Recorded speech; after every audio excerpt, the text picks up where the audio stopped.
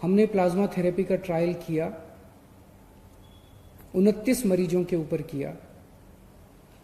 जो नतीजे आए वो काफी उत्साहवर्धक थे।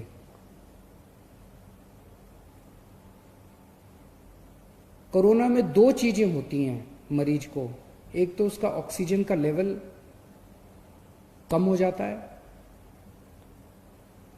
हमारा ऑक्सीजन का लेवल 95 होना चाहिए, ये अगर 90 पहुंच जाता है, 85 पहुंच जाता है, 80 पहुंच जाता है तो खतरनाक हो जाता है। तो एक तो ऑक्सीजन का लेवल कम हो जाता है और दूसरा रेस्पिरेशन का लेवल बहुत ज़्यादा बढ़ जाता है, सांस फूलने लगती है।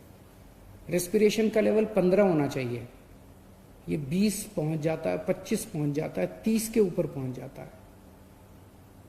ये देखने में आया कि अगर प्लाज्मा दे दिया जाए तो ऑक्सीजन के लेवल में भी अच्छी बढ़ोतरी होती है और रेस्पिरेशन का लेवल भी गिर जाता है, कम हो जाता है। तो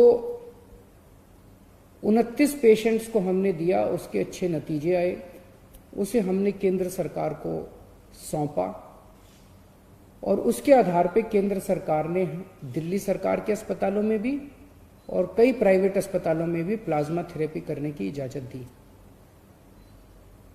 अब प्लाज्मा थेरेपी की तो इजाजत मिल गई, लेकिन प्लाज्मा कहां से आए? प्लाज्मा वो लोग दे सकते हैं जो अभी कोरोना जिनको हुआ और वो ठीक हो गए। जिन्हें कोरोना हुआ और वो ठीक हो गए, उनके खून के अंदर एंटीबॉडीज बनती हैं जो उन्हें कोरोना से बचाती हैं। अगर उनके खून से प्लाज्मा निकाल के कोरोना के मरीज को दे दिया जाए तो कोरोना का मरीज जल्दी ठीक हो जाता है, उसके शरीर में भी एंटीबॉडीज बननी चालू हो जाती हैं।